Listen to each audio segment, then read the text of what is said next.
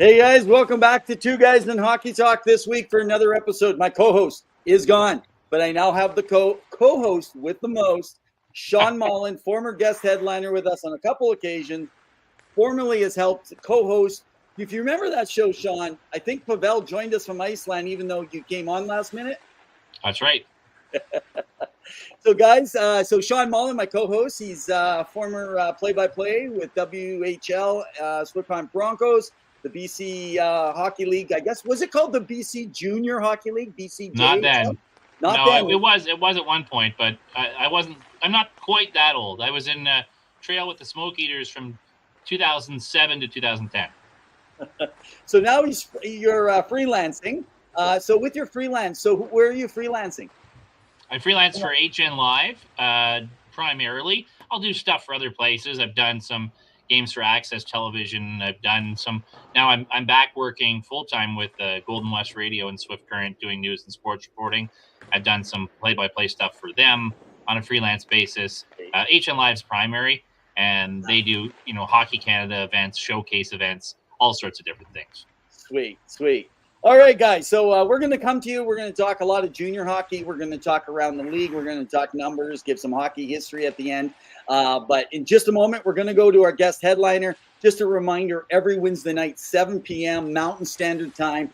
Follow us on your social media. So you can go through Twitch. You can go through your Instagram, your Facebook, your X. Make sure you follow us.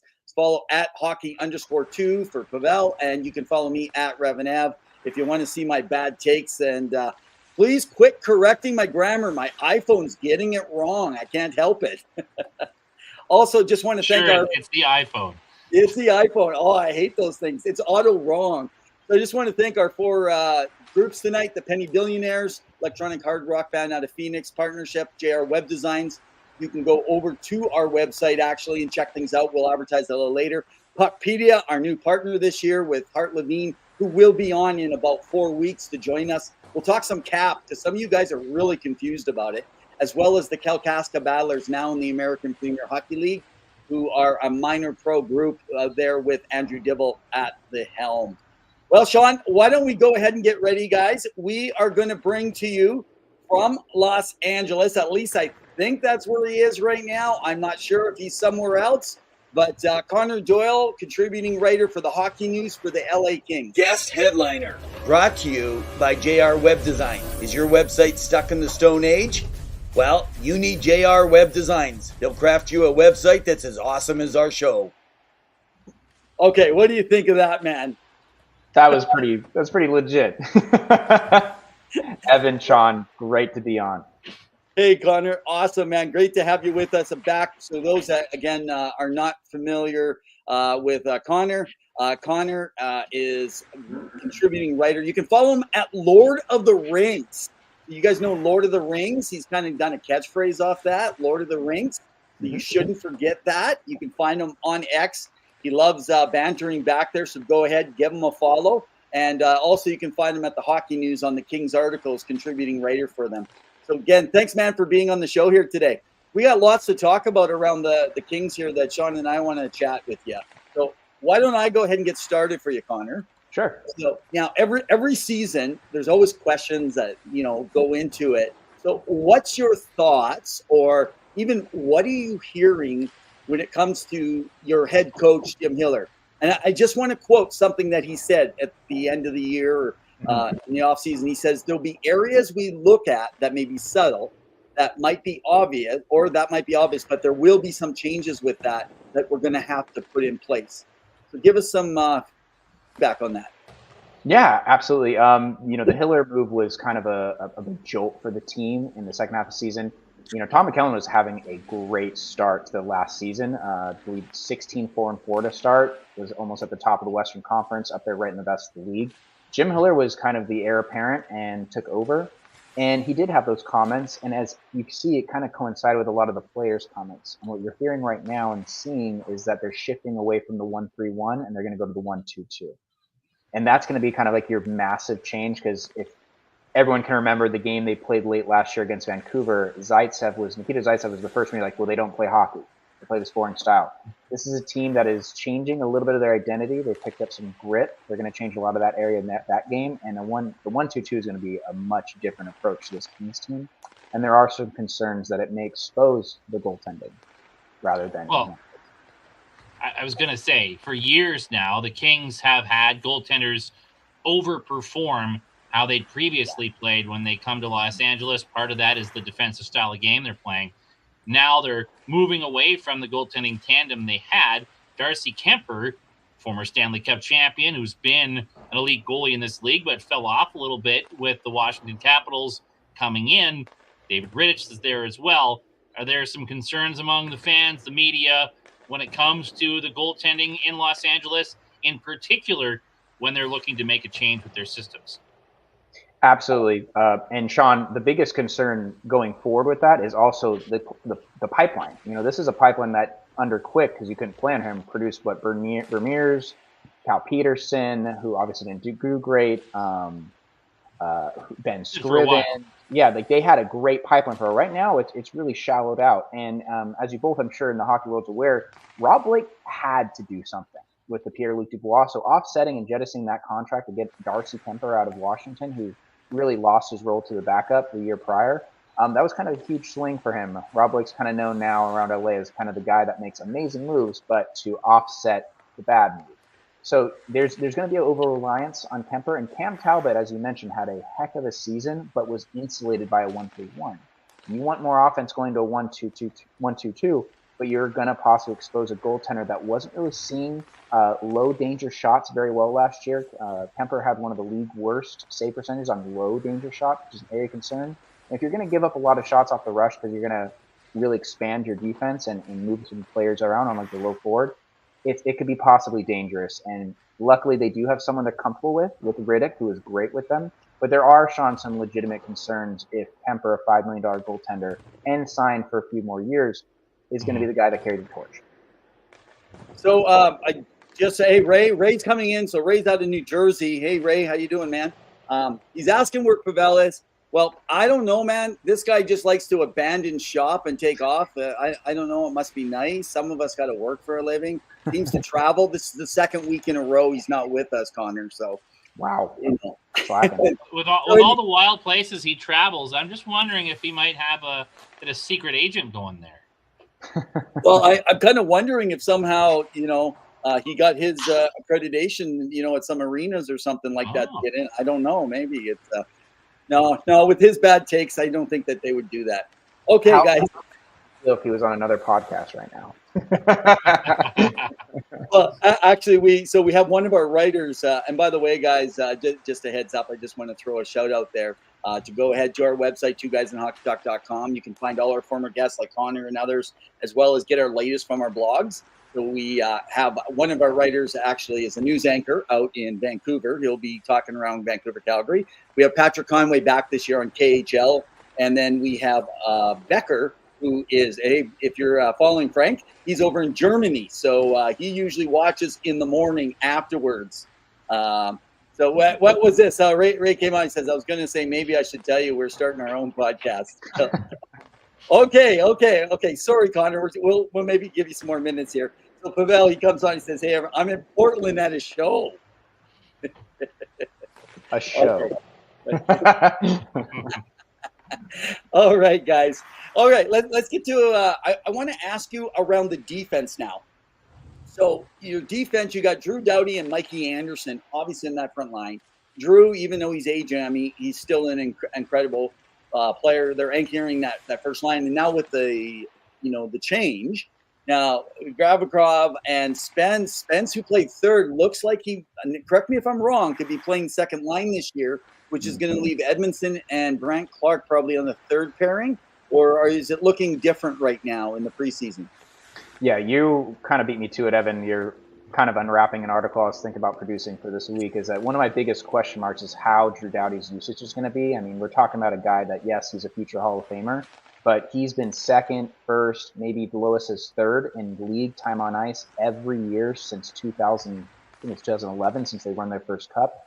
And it really hasn't lessened since the loss of Slava Voinov. This is an over-relied upon player, and to all credit of Drew Doughty, this is no longer this guy that's going to be fleet of foot. That top pairing acts as a pretty solid shutdown pairing, but you typically need offense out of your first pair. We saw that from Drew Doughty. I think there's a possibility they may get over-relied upon, because you mentioned two really young guys in Jordan Spence and Brandt Clarke, and a lot of eyes are also going to be on Brandt Clarke this year. This is an electric player, guys. This is someone that is an offensive dynamo. He does get a lot of drawback on Enoch skating, but this is a special player. But this is a player that's only played 16 NHL games. I don't know if you could pull the clip up, but if anyone has seen his first NHL goal, it is worth the rewatch, and also the rewatch again. The overtime winner against Boston, scoring on one of the best goaltenders in the world in the Garden. Can't really beat that, but a lot of eyes are going to be on that D-core, because in all clarity, Joel Edmondson was a very head-scratching pickup. I understand that they wanted to get grittier, but this is someone that you can't say on paper like, well, he makes our defense better. All the underlying analytics say this is not a great defensive player. He'll be play physical, but at what cost? And you're going to pair him with a Brandt Clarke, who's got 16 NHL games in his career. You're looking at a potential overusage of Drew Doughty yet again. Well, I also think, I suspect it's going to, based on what we've seen of Edmondson in recent years, who I liked when he was in Moose Jaw, had a good start to his career, but, big, slower defensemen don't age well in the NHL. Correct. It might make life a little tougher on the rookie. 100%. I mean, this is not a situation where the Kings went and picked up Willie Mitchell a few years back when he was on the north side of 30. Talk about a dominant player. This is exactly a situation like that, Sean, where you potentially have a kind of bombastic or maybe, very troublesome pairing. My eyes would possibly be to put Brandt Clarke with Gavrikov, but then now you're seeing higher competition. And Gavrikov, as all credit to him, also shouldn't be using a top pair against top competition. We saw that down the stretch, as much as he was nursing a knee injury down the stretch. Now, the big move to send Pierre-Luc Dubois to Washington, it did clear the space off the salary cap, and a lot of people patted Rob Blake on the back for it. But what does it do to the center ice position, and how do you see that shaping up? Oh, excellent, because this is the one area I believe, Sean, that the Kings can see some hope, is that QB Quentin Byfield's transition back to center should be the most hyped, talked about subject about the LA Kings. This is what he was drafted for. It's a lot of weight on any player to take over the 1C position, let alone step in the shoes of a guy like Anze Kopitar. If there was no Patrice Bergeron in the league, we're looking at a perennial Selkie winner every single year, right? This is the Patrice Bergeron on the West Coast, a future Hall of Famer, and you draft a guy at second overall. I understand that. Those are big shoes to fill. Him moving to center may be an upgrade to Pierre-Luc Dubois. We've seen Pierre Dubois is now on his third fresh start.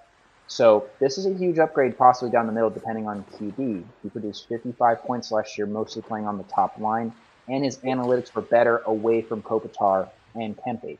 So he does feast off of lesser competition. You put him in a 3C role, possibly a 2C role, playing with a potential partner with Kevin Fiala, who's dynamic. That'd be something cooking for the Kings. That's something that they should be excited about. Now, the 4C, since they let Lizotte walk and get over to Pittsburgh, that's going to be up for Akil Thomas and Alex Turcotte to really hunker down on that position. That's also another underlying story for the season. Ray's chipping in here saying Kings are the Capitals of the West. It's kind of fitting they traded PLD between each other. That's a great comment, Ray. I saw on Twitter people were joking the other day because now they have Matt Roy and Chychrun, and so a lot of Kings fans are like, it's the D pair we've always wanted, right? Because Rob Blake chased Chychrun for a while, never got him, and I did read a few things that the GM in Arizona pit Edmonton and LA against each other, and LA went with Gavrikov and Edmonton and Ekholm, and Chychrun went over to Ottawa. Pavel's saying he's watching the Smashing Pumpkins in Green Day. Quite the combo. Right. That brings me back to 1996. Yeah. Throwback. Why is that? Did you see Green Day live or Smashing Pumpkins? I saw Smashing Pumpkins live at the Canadian Tire Center. It's now called in Ottawa. One of the best concerts I've ever seen. Yeah, well, and just if anyone's thinking about Ottawa, we'll talk about Ottawa a little bit later. And just a note, where is it here? Also to Lost Trucker. So she travels all over the place throughout North America. She's in Canton, Ohio tonight. So welcome, Lost Trucker. I'm sure you'll have some stuff. She likes to make comments more than she likes to ask questions. So Okay, well, let me ask you this. So you saw the rookie camp, you saw the early preseason. Of course, everybody's going crazy making these bold predictions out of rookie camps and early preseason games. So who stood out amongst prospects? Who's looking well? What are you seeing? There's a couple players. I don't expect anyone to do a kind of what Alex Lafreniere did last year. I don't expect anyone to make that jump, but I know Otto Jemson's getting a lot of talk. The big guy that a lot of LA Kings media are high on is Francisco Pinelli. Great player, heady player. But like I said, Evan, this isn't the year that you're expecting someone to make that jump. I think Alex Lafreniere really took it and ran with it. Kind of became like an Alex Iafallo 2.0, and Iafallo just broke in 2016 to 2017 on that top line. So not expecting any major. I think they're playing their second mostly full squad game tonight. But yeah, a lot of talk about Otto Jemson, but not expecting anyone to make that big jump. They've overloaded with their offseason acquisitions, making one more run at it. From an overall, like, overarching big picture view of things, and the Kings have made the playoffs in 3 straight years, which is a bigger accomplishment than often fans are willing to give teams credit for in an NHL with 32 teams that's as competitive as it is. Yes. But 3 first-round exits in that time. There's been some big hits and some big misses.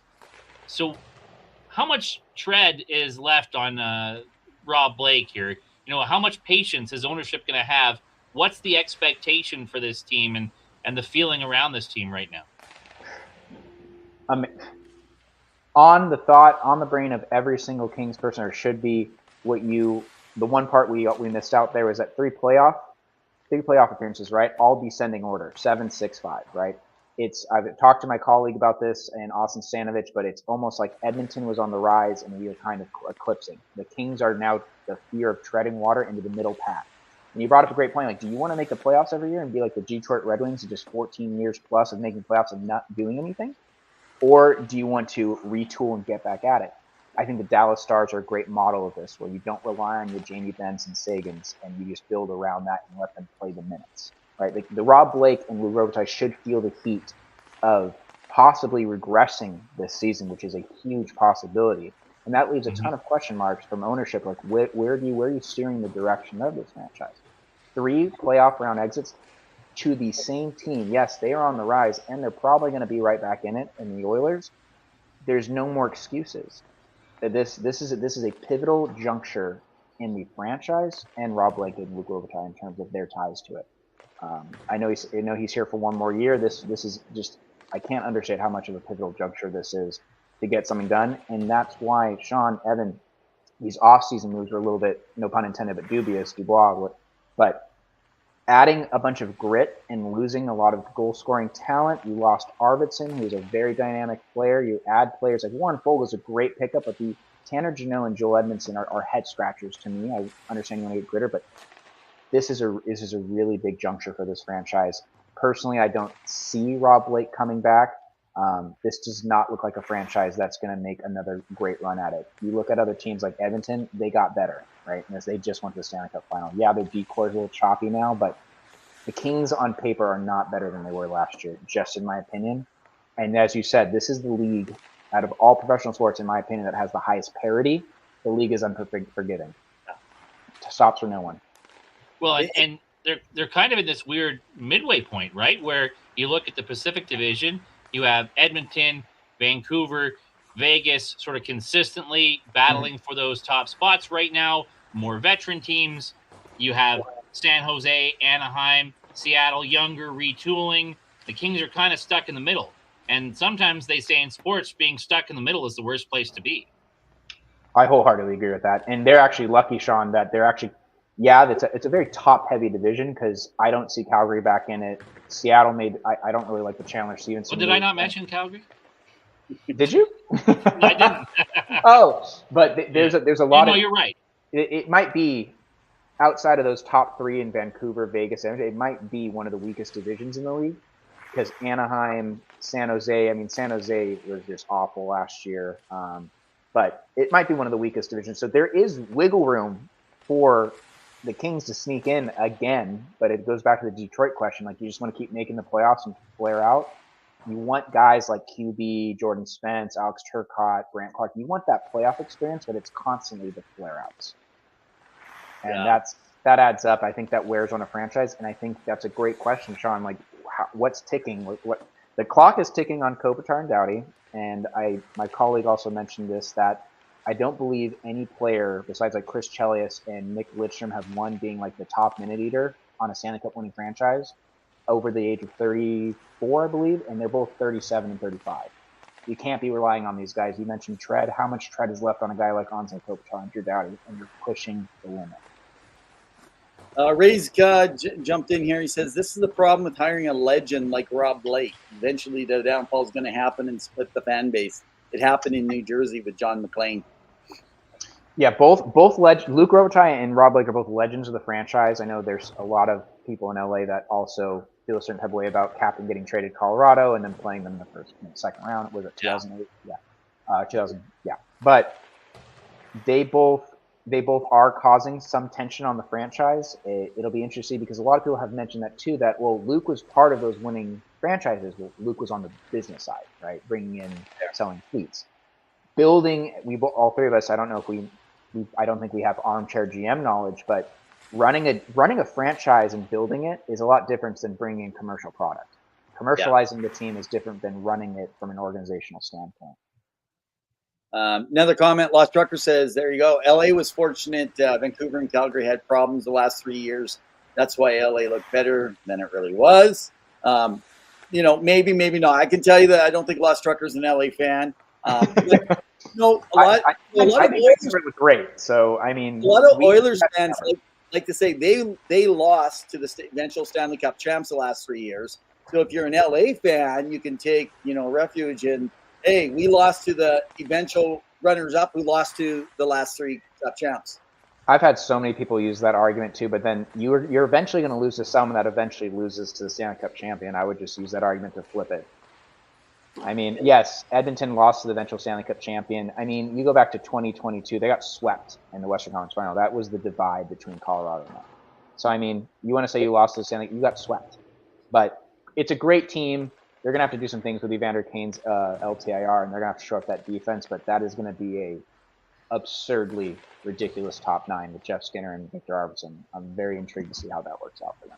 Well, I think fair to say, as much as people want to say you lost to Edmonton, Edmonton's tough, I'm not sure. You look at the 8 teams that were in the Western Conference playoffs, the 7 that could have played LA, I'm not sure LA beats any of them. I think they beat at Vancouver. I think they had Vancouver's number. I think they were 4-1-1 against Vancouver. I think they were in their. That is the one series like maybe 7 they could beat them. But yeah, Dallas was going to beat them in 5. Dallas just throttled them every time they played them. Edmonton, I knew. Vegas, there was the only team I had a hope of just because seeing them play so many times was Vancouver. It seemed like they really had Vancouver's number. But playoffs is a different ball game. And depth prevails, and when you get a guy like PLD to be arguably the best 3C or 2C in the league with that depth with Dano and Kopitar, and for how it to work out. And I don't know if you both saw Elliot Friedman in the offseason talk about, he heard a story that Rob Blake at a practice had to put on pads and try to push Dubois to just, you got to get grittier. For a GM to do that, it's pretty remarkable. So Kyle's jumping in. He was in a little bit earlier here. Kyle's a Boston Bruins baby, which is a whole other story. They got a whole bunch of stuff going in. Hey, Kyle, just give you a shout out here. So just before we wrap, Connor, just around stuff. So where do you see them finishing? Are they a playoff team? And where do you think? I know last year you and Pavel thought Oilers would face Vegas. I called the Kings, even though it was Sean, the last game or second last game. It was determined it would be LA. It felt destined, though. We just knew it was going to happen again. So this is what I think. You guys can comment, and we'll wrap that up. So Oilers 3 straight years. It almost feels like, could they sneak in that 4th place? The Oilers take the Pacific this year, and they have a 4-peat. And then we look at, because if you look at this, do you remember the Oilers of the 80s with the poor Winnipeg Jets? They always had to go up against the Edmonton Oilers. Yeah, I mean, but when you break through, you see a streak, right? Like Vancouver and San Jose both kind of demolished the Kings early on when the Kopitar and Drew Dowdy were first getting their playoff taste. Kind of when you beat those demons, that's when you could push forward. I mean, I know it's a different sport, but if you've ever seen The Last Dance, it's kind of what Chicago Bulls did with the Detroit Pistons. Like as soon as you get over that hump, you're able to move forward. If they can get over Edmonton, they might be able to get over else. But if I'm answering your question, Pacific lost Trucker, I don't think they're going to be a wild card team because the Central is probably going to post up another 5 teams. They have a chance to sneak in the division because I don't think Vegas is going to be as strong. Vegas did lose some very important players. Vancouver and Edmonton are going to be right there. I think they have a shot to sneak in the Pacific, but this is like we talked about, on the verge of being just a middling team that's going to have to rely on the production of their young stars that they cultivated. But is it just too late for the Drew Dowdys and the Anze Kopitars to continue pushing this team forward? Wow. So, guys, we're going to call it a wrap here with Connor. So this is Connor Doyle. You can follow him at Lord of the Rinks. He is contributing writer for the Hockey News. You can go read all of his articles for the Los Angeles Kings. So go check him out. Connor, man, it's been a pleasure having you back this year. So let's hope, for your sake and for writing purposes, that you're not talking about prospects and preparing for a draft. You can actually enjoy some playoff one more year at least. I finally got playoff media passes last year, but only 2 games. So hoping for more.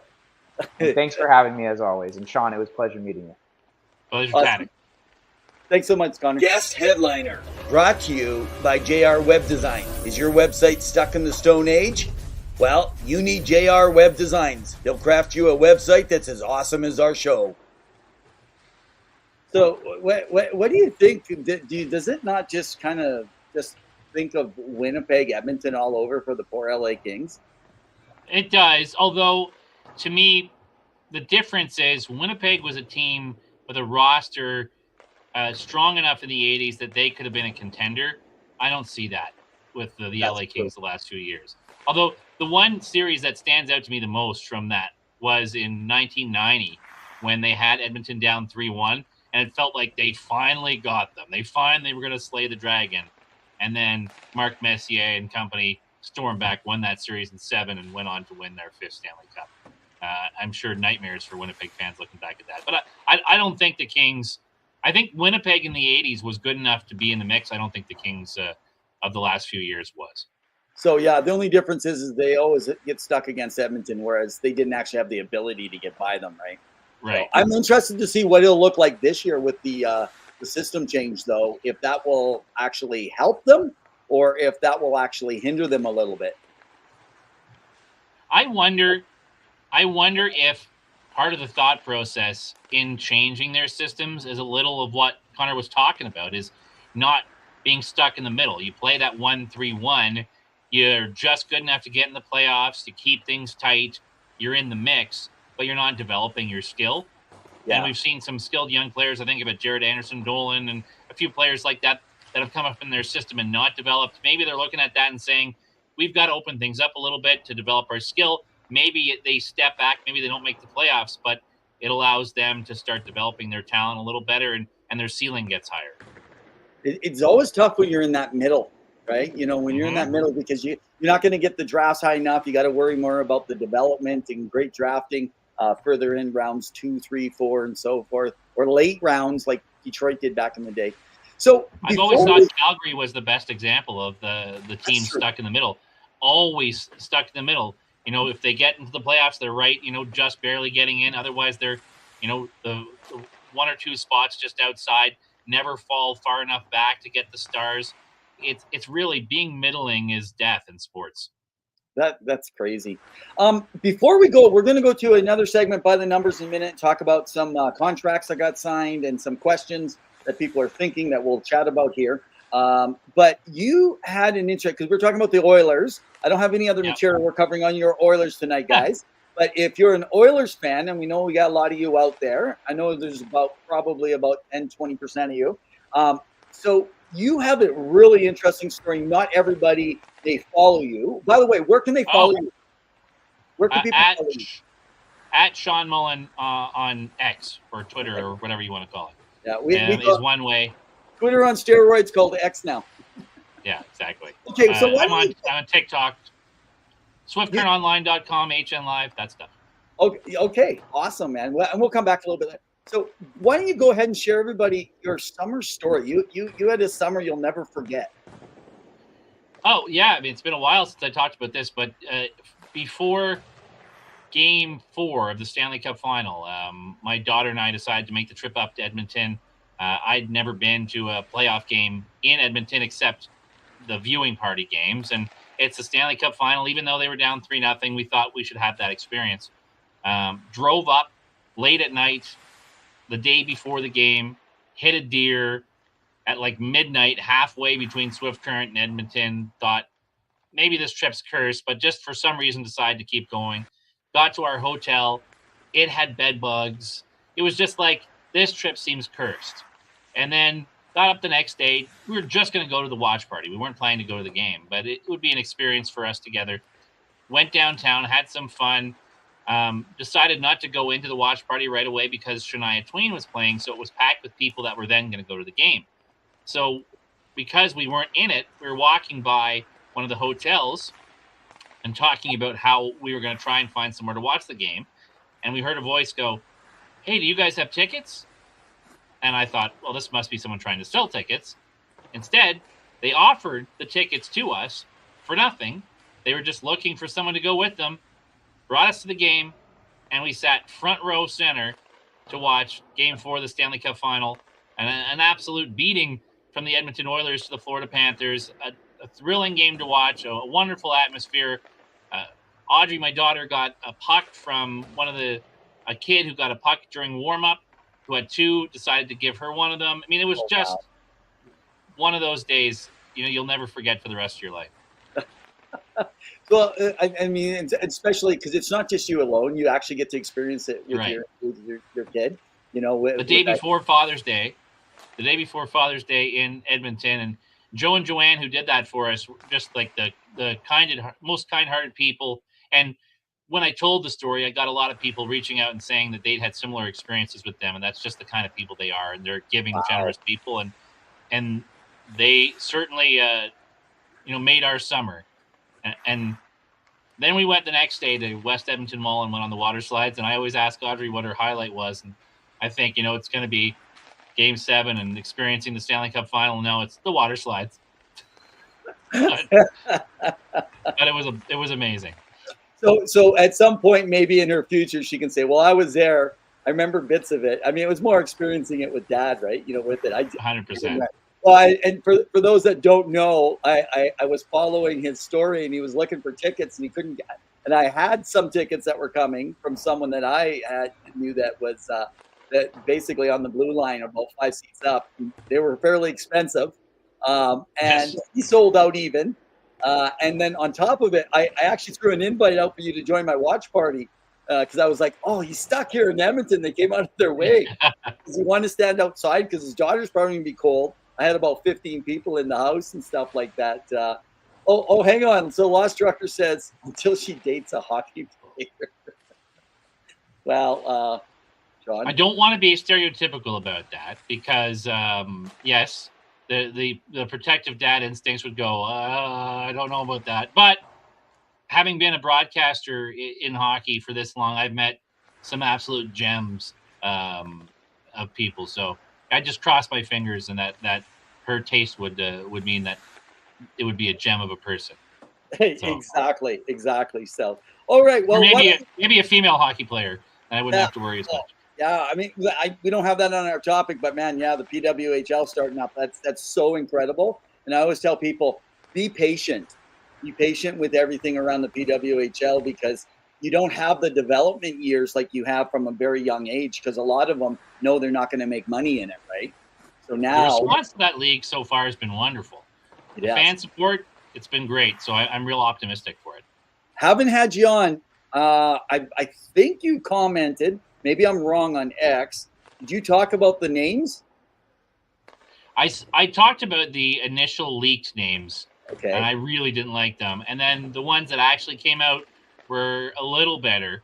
I think it's tough, though. I mean, we've seen so many sports team names at this point. anyone coming up with new ones, it almost feels like an EA Sports video game creative team, right? Because we've just been through the ringer of all the basic ones, and then people try to get creative and, names that don't have plurals, right? So they're not nouns. I don't love that sound when you're talking about a team, but it's tough. I don't envy anyone trying to come up with something new these days. I didn't mind not having names last year. And after having seen it that way, to come up with kind of uninspiring names would be disappointing, but it was okay. The names were okay. So having said that, you didn't mind it after you kind of got used to the no name. So how did you feel with Utah not taking the time and just calling themselves the Utah Hockey Club for this year? Again, I think I get it, and I didn't like the other options, like talking about calling them the Yetis. Like, that might be it still, the Yeti or the Mammoth. That's a terrible name. That's a terrible name. Again, feels like somebody made an EA Sports creative team in Utah and threw the old Kootenay Ice logo on there and called them the Yetis. I don't like it. Utah Hockey Club, I don't mind. I mean, it's got kind of a soccer vibe, European soccer vibe, and then maybe over time they would develop their own identity that would include logos or something else that would become a nickname naturally rather than forcing one. Well, I had always thought like I like the name, like maybe the Rattlers or the Outlaws or something like that, but with it, and I was really hoping they would match up their colors for Utah actually with the Jazz, around it, but of course it didn't turn out that way, and they look like really a bunch of rip-off Winnipeg Jet uniforms now. That's not I don't mind them. They have kind of a college. The uniforms have kind of a college hockey feel to them, I thought. Well, you've been around enough to actually see enough of that. So, all right, guys, why don't we go to our segment here? Let's go over to our next segment, By the Numbers. Puckpedia, the ultimate source for your NHL salary cap information, player contracts, team cap hits, transaction news, and injury news. By the numbers. All right, guys. Why don't I just throw a couple numbers out there, and then we'll chat about it, Sean. So Cole Perfetti, if you guys didn't catch it, signed a 2-year only, but he signed at a 3.25, so no longer worrying about a contract there. Dawson Mercer signed 3 years at 4, and then right after, I think it was the day after last week, it was on Thursday, unless it was Friday. Seider signs his only a day or so after, and he doesn't have to practice in Germany, and he gets in. I'm actually shocked that it was a little bit lower. What Seider got? Yeah, I thought he was going to come in a little bit higher. Yeah, I mean, he's had an up and down couple of years, though. The 50-point rookie season, you're thinking, okay, this guy's on the rise, and then he kind of stalls. He's still clearly a guy who can produce some offense, but 42 points each of the next 2 years, no significant improvement defensively that I saw. So I think 2 years ago, if you'd predicted his future contract, it would have been higher than it ended up. But because I didn't see the jump in play in his next 2 years that maybe I expected, I think it's probably pretty reasonable. Well, and it's fair, but it just seems like some of these guys, their sophomore season, they don't come out as strong, which people know them, and they're playing tougher competition. Through it. But when you don't have a lot of high quality players, say on defense or something, I'm always worried that they're going to sign up. I know Yzerman doesn't play around. He's really careful. I hate his drafting, but I must say, I think he's done well on his signings outside of his free agent signings. I'm not sure about his free agent signings. Well, yeah, I don't think his contracts are typically bad, but, when they brought in a guy like Gothisbehere last year, does that take away some offensive minutes from Seider and then hand them to a guy who can't really play 5-on-5 in significant moments, right? So it does limit the production you'll get out of Seider and maybe limit some of his at-bats offensively. I'm not sure that made a lot of sense as a fit for that team. And did he take away from some of Seider's development, right? And then, a Sherratt who's not great. Like, I don't know. Petrie on the downside. I'm not sure if they built a strong decor around him, which maybe didn't complement his development the way some better moves could have. Yeah, it's always a tough one, right? And kind of working that. So Les Trucker says the growth stunted or the free agent. Yeah, exactly what you were just saying there. So she just typed it in as you were just been in the middle of that there. Yeah, it's always a tough. Well, right now, I think last week I was talking about it. What they got 5 goalies in their system. Like obviously the only one on waivers that is waiver eligible is Kosa. That's it.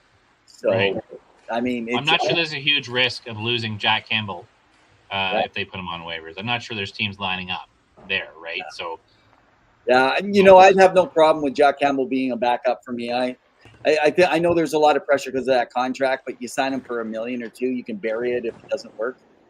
Well, I'm saying it's not a bad decision, but I'm saying, I don't know. I don't look at the goalies there and worry they're going to lose them on the waiver wire necessarily. I think they're just throwing a few options on the wall and seeing if any of them stick. But I don't know and I don't mind that, honestly. I mean, people say goaltending is the most important position in hockey, and when you don't have one, it certainly is. But at the same time and time again, and this is not on the topic list, but time and time again, when you put big money and big term towards goaltending, if you look at the last 20 years, there are very few instances where that's paid off. Most of the time, you get very inconsistent results, and you see a player fall off the other side of a cliff when they're in a long-term big money deal as a goaltender. So I don't mind throwing a few options at the wall, some veteran rotation guys, some young guys developing, and seeing what sticks and trying to have a cheaper crease. Okay, saying that, let's transition to over some more numbers when we're talking about Shesterkin over with the Rangers. So we're hearing 11 plus. Give me your take on this right now. Like, I mean, we're talking about these are price numbers. I understand the price situation was different in cap and everything back in the day, but. Right. Yeah. So what's your thought on this? Do you think that they can do it? Do you think they don't have a choice and they're just going to have to bite the bullet and do it to have their franchise goalie? Or do you think they're going to play hardball like Boston's been doing? Well, they've already said they'd pay him over 10. So if they've said that already, at least that's what I read. If they've said that already, they're not playing hardball. Okay. So if they're already saying they'll pay him over 10, I think it'll get done. I mean, that's not really playing hardball in my mind.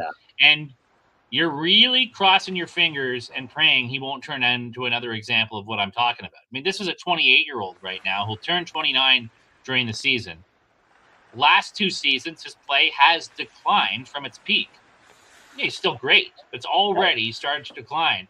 Now you're going to sign up for 8 years, $11 million a season. If I'm a Rangers fan, no matter how good this guy has been, I'm nervous. I'm nervous that I've got a Carey Price situation, a Sergei Bobrovsky who just won a cup, yes, but 2 years ago looked untradeable.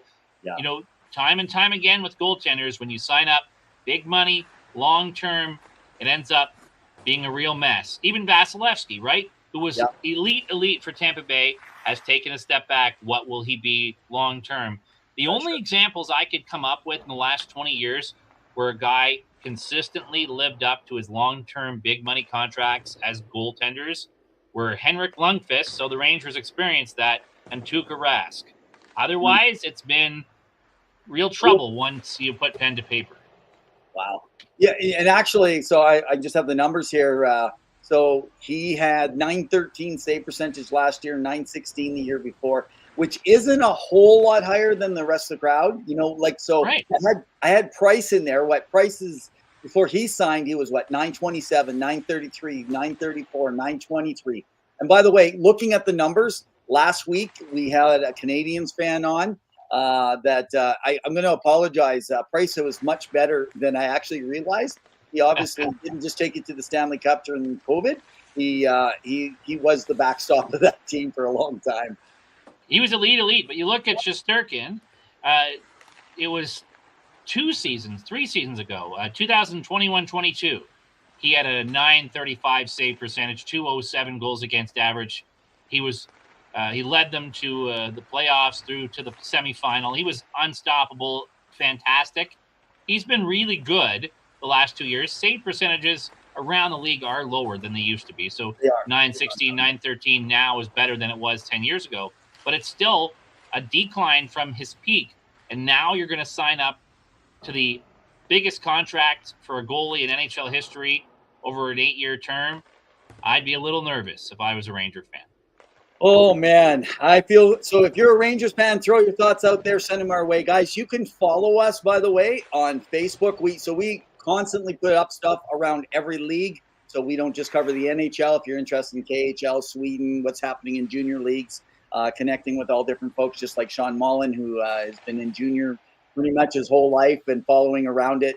Doesn't mean he doesn't love the NHL, but he appreciates where, and I know for myself, I appreciate where they actually come from before they hit those dollars. But guys, every Wednesday night you can catch us here, 7 p.m. live, just in case you're just jumping in right now.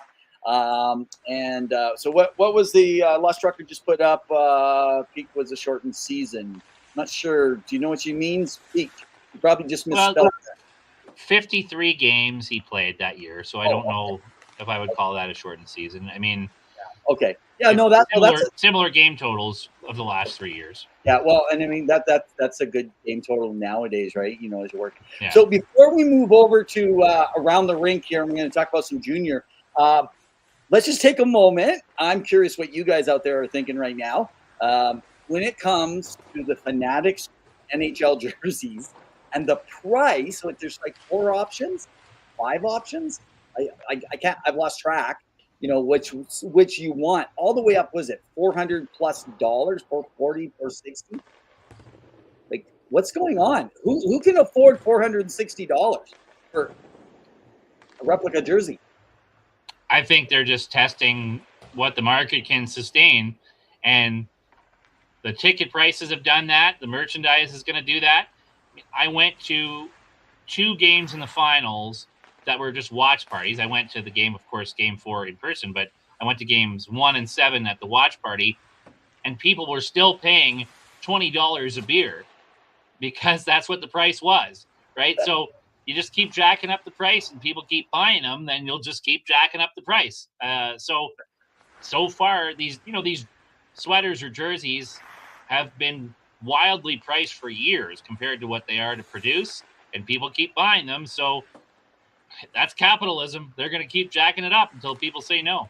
Well, interesting. So Bedard, there's folks that bought their tickets for the Pats before he came. It was $270. It went up to $460 after Bedard arrived.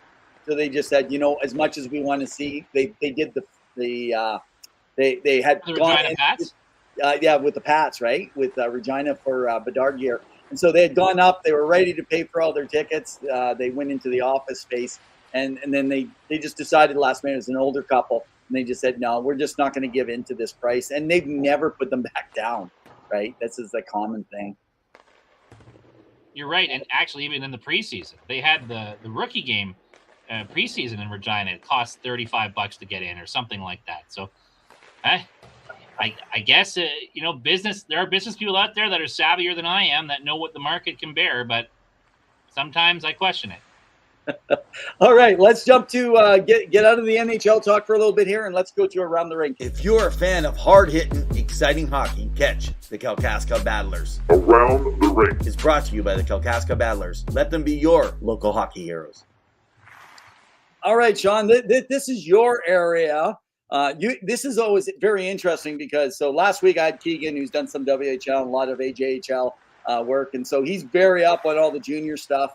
At least following a lot of the teams and so forth, as well as yourself with junior, whether it's even minor hockey and stuff.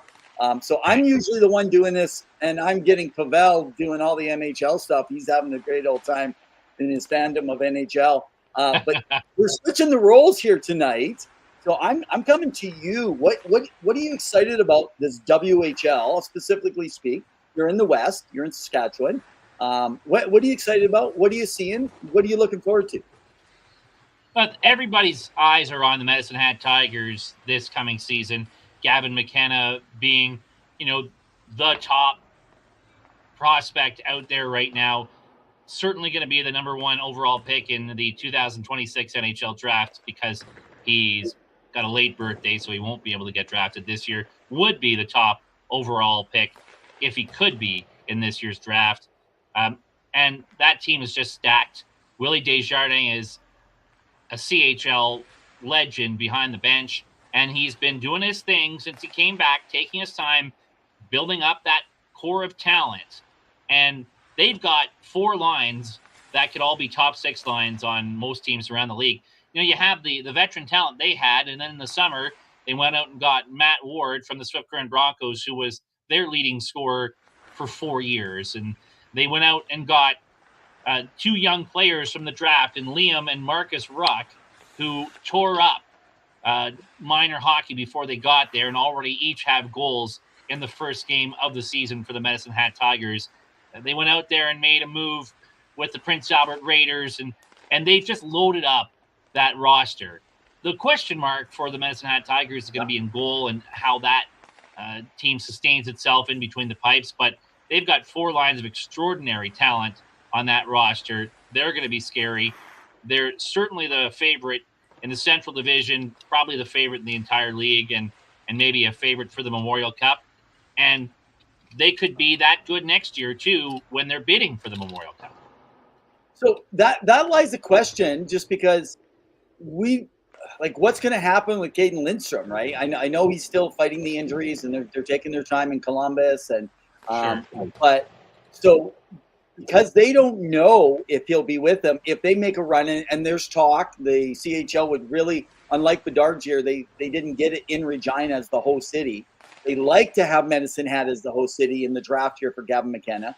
But do they look at maybe getting a lot of players for Caden if he gets back and he starts playing for the rest of the season? Because they don't know it's a 50-50 on the second year? What do you think they can do? He can't play in the American Hockey League next year. No. So I think the idea would be that you're built. Sorry? You think he might be 2 years out and they might give him that extra year?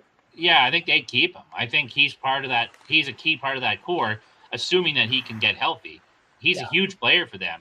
Medicine Hat typically has very kind of, smaller skilled forwards. That's been their MO for years, to the point we used to joke that they seem to clone these guys and develop them at different years, and the same player keeps coming up. There's a Curtis Falk, there's a Curtis Sanford, right? And now, a McKenna, Weisblatt, like those kinds of guys.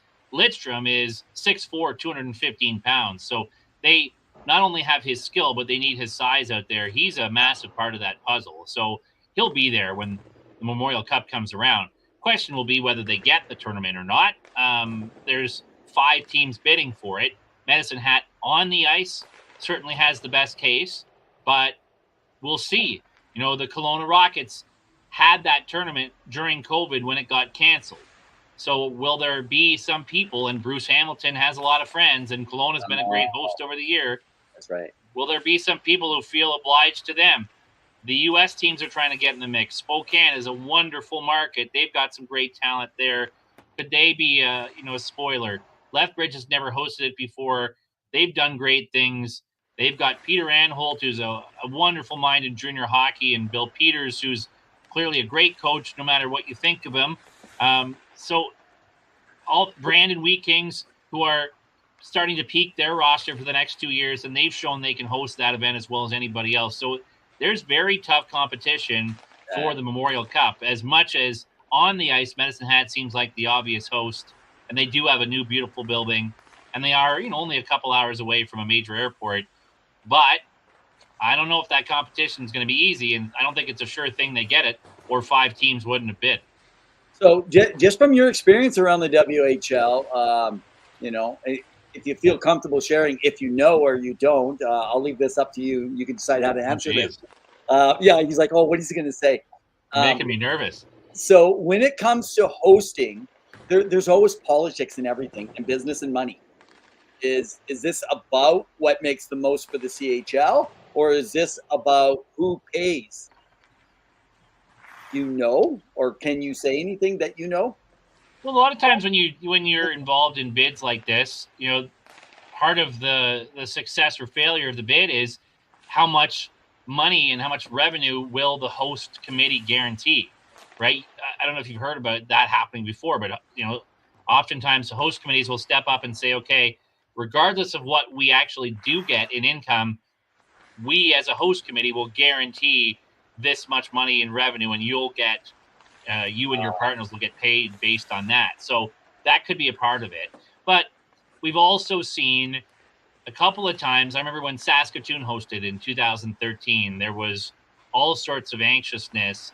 Regina in 2018, when the Broncos made it there as champions, a lot of anxiety around those two teams in particular on the ice, because they both started the season so poorly and had to load up at the trade deadline with every piece they had just to be competitive. They were nervous about that. Yeah. They don't like that. They didn't like seeing Saskatoon lose in the first round and then host the Memorial Cup, and Regina lose in the first round and then host the Memorial Cup. So money is probably the driving factor, sponsorship possibilities, all that kind of thing. But it is important to these leagues that their product looks good, and you don't want to have a host that doesn't fit. Yeah, correct me if I'm wrong. Is there any other league that I've saw when you talk about loading up, then especially I don't see it as much in the OHL or the Q. They do. They do? Okay, maybe just because I'm Western based, I don't read as much, or maybe I realize the quality of the players sometimes in years past. But so let's just say the CHL across, who loads up, like we're talking dozens of first and seconds that are constantly given out to load up. Is there any other reason? The difference in the Ontario League is that you're not allowed to trade first-round draft picks there. So I didn't know that. They'll trade like 8 second-round draft picks for a player. The second-round draft picks that get tossed around there, second and third-round picks at their trade deadline. Go and look up their trade deadline last year and the years before. They'll be trading second-round picks into the 2030s to try and load up on their rosters. So they just do it differently. Whereas in the Western Hockey League, you're not allowed to trade your 16 and 17-year-old players without their permission. So that limits their, tearing their team down a little bit, but they are allowed to trade their first. So you'll see more firsts move around. I look at both and I see flaws in both setups. I'm a proponent of these leagues investigating something like what the NBA does, where they say you're not allowed to trade your first-round draft pick in consecutive seasons, just to maintain a little bit of competitive balance and make sure teams don't completely mortgage their future. So, if I've traded the 2024 pick, I can't trade the 2025. I have to wait till 2026.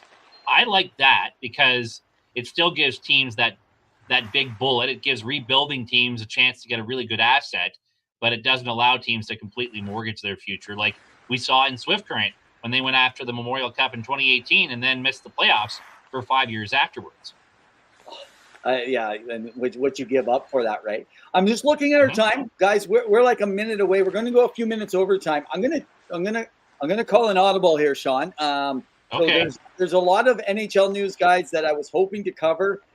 Just looking at it, I think we're going to put that off right now because I'm going to wrap it up with the hockey history in a minute. Let's talk one last thing about the CHL. I know that you and I bantered a little bit. You bantered with some others around X. I think you know where I'm going with this. With the CHL NCAA possibilities and eligibility. First of all, maybe update people so they understand what's going on. And then tell us where you see this going. Well, so if you don't know the way it works, players that play in the Canadian Hockey League are ineligible to play in NCAA college hockey. It's an archaic rule. It's based on a couple of things.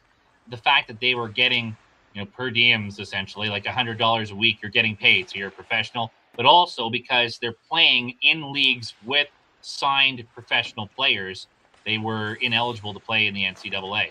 Well, look at the NCAA now with their new programs that allow them to pay players and allow players to have $1 million sponsorship agreements.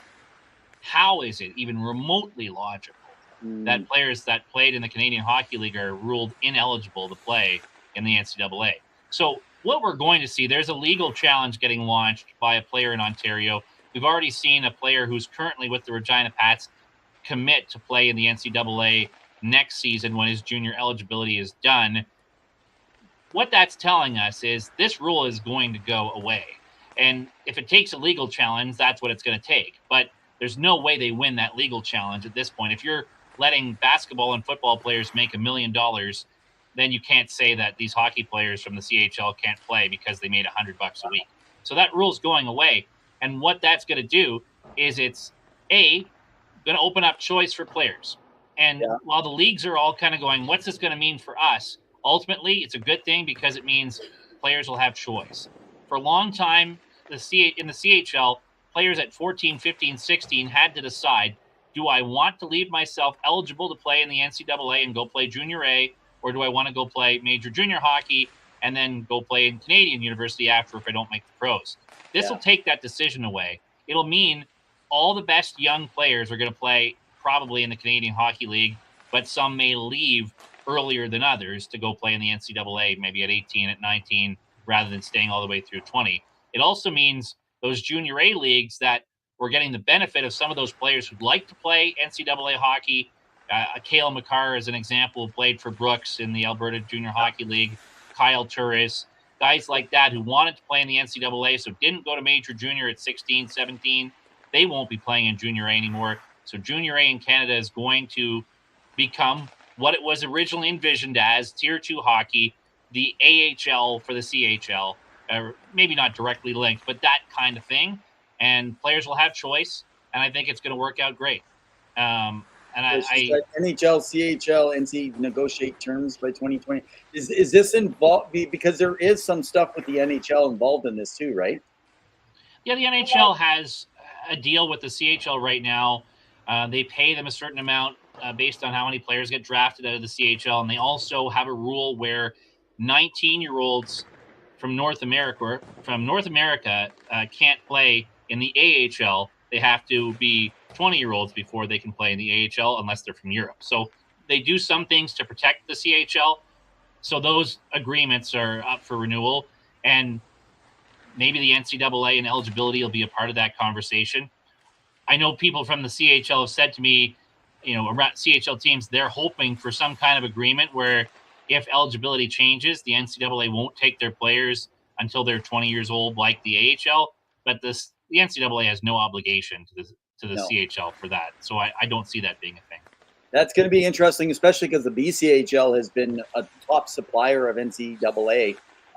It's funny. I'm a supporter of the BCHL, and I've liked the moves. I've liked the expansion, the teams that moved over, the whole thing, because however, when you're talking right now, I'm sitting here because I'm worried about the Tier 2. Now I'm like, well, this is going to affect the BCHL, but essentially it's just doing the same thing that they just did to the AJHL. Yes, it is. Well, I think people looked at what the BCHL did and they thought, some people anyway, were thinking, oh, that's forward thinking. They're trying to compete. They're trying to be different. The other leagues are left in the Stone Age. When, in my mind, the other Junior A leagues were seeing the writing on the wall and going, we have to position ourselves for the future where we are going to be Tier 2. And we're not going to have access to these players and have to have a better relationship with the CHL, which they've now negotiated. Meanwhile, the BCHL not only has a bad relationship with the CHL, they left Hockey Canada. They pulled teams away from the Alberta League. And if there's nothing protecting them, to get NCAA eligible players, what are they going to be? What's their reason for existing? So they're going to have some very tough questions at their Board of Governors meetings coming up. These teams that abandoned their history to join the BCHL are going to go, wait, what have we done when we don't have that carrot of NCAA eligibility anymore? Well, it's going to be crazy. We're going to have to end this conversation. This could go on for a while. So if you're joining with us, we're just talking around the NCAA, CHL, and how it's affected all the leagues, specifically around Canada. So in late November, I think we're scheduled. So one of my friends, she's the part owner of the Campbell River Storm in the Vancouver Island Junior Hockey League. So we have Lou Gravel, their GM, coming on this year. And They they have also gone left. independent. They've gone independent. They made a decision. So I'm kind of curious how all this is going to play out over the next, say, 3 years. You know, it's going to be a bit of a mess. I picture, if not leagues themselves, at least a good percentage of those teams going to try to get back into Hockey Canada's good graces, because what are they going to do? What are they going to be?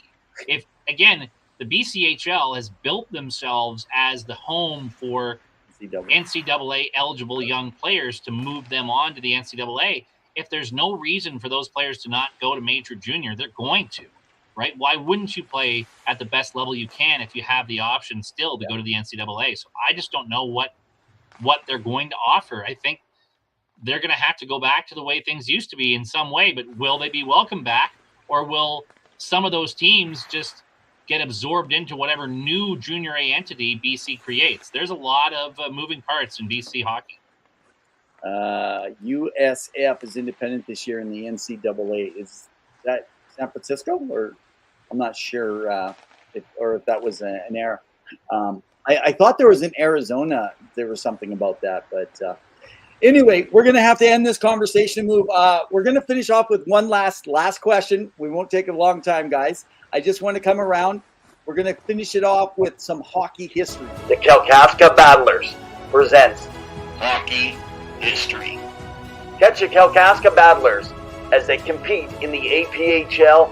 Check the skills, speed, heart. Make sure you catch a game and experience the thrill of live hockey.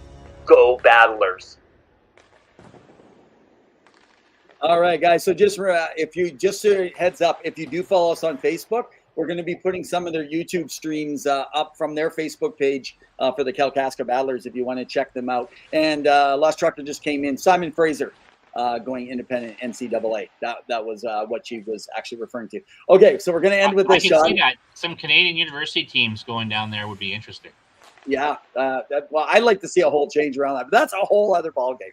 Okay, Yeah. So 31 years ago, just the other day, 31 years ago, the world was introduced to, and you talked about this at the beginning of the show, you were talking about something around this, the NHL 94 on Sega Genesis. The gaming world got changed. So let me ask you this question. Go out. What was your favorite NHL video game? Was it about the graphics, the options, or was it classic? For me, the moment I'll never forget, and it was NHL 94 specifically, because there was an NHL 93, which was still fun to play. But putting 94 in and being able to make trades for the first time made my year. Back when I was 13 years old playing that game in 1994, to be able to manage the roster, to be able to build around, make the moves you wanted to make at that age, really even at now, that's my favorite thing to do with the video games. And that addition to it in 1994 changed everything and probably caused me to spend more hours than I want to admit playing that game. So are you the armchair GM that just makes all the trades and then 100%. The gameplay? In 1994, somehow the Oilers got Gretzky back and Messier back and everybody back. But yeah, that's what I love to do. I love to tinker and build the roster the right way that I would do it. And then trading was much easier. Win 17 Stanley Cups in a row. Good luck trying to get McDavid, Nathan McKinnon, and Crosby on the same line in today's EA Sports. Awesome. Well, Sean, guys, if you want to follow, so maybe let's just put a quick plug in. So you do a podcast called the WHL Unfiltered. So if they see what's going on, maybe just throw a plug out there. What's happening with the WHL Unfiltered? Yeah, I do that with a guy named Chad who's run the podcast. It's really his. I'm the co-host on it. He's done that for years now. He's a huge WHL hockey fan out of Portland. Also does Hocklandia, a podcast about Portland Winterhawks. Okay. So Pavel's down there, right? He's in Portland right now. Maybe he can meet up with Chad. But yeah, Chad's a great guy. So check out Chad, WHL Unfiltered and Pucklandia. I'm also on HN Live. We do a lot of different tournament hockey broadcasts for young hockey prospects, Hockey Canada events, that kind of thing. And back with SwiftGrindOnline.com, covering all sorts of things, local news and sports, including the Broncos locally. So those are a few places you can check me out. So I didn't know the recent changes that have happened. So glad to hear. I just like to make a mention. So next week, originally we had Patrick Williams of AHL.com, and now NHL.com. His schedule has got really busy, so we've moved him back to January, everyone. However, we had made a cancellation because of the Flyers and what was going on. So next week, Jamie Baskow, credentialed writer and follower, beat writer with him with Flyers Nitty Gritty, a regular on our show, will be back next week. So if you want to talk Mishkov and a whole bunch of stuff and the Jet, Luchenko, a whole bunch of stuff, he's going to be ready with us. So Sean, man, it's been a blast. Thanks so much for jumping on here for Pavel this week. I think I'm about ready to let him go, and we'll see if we can pitch you in more often. All right, thanks a lot, Evan. Really appreciated it, and did want to say thanks for all your help during our little adventure in Edmonton back in June, and always enjoy the show, and thanks for having me on. Awesome, guys.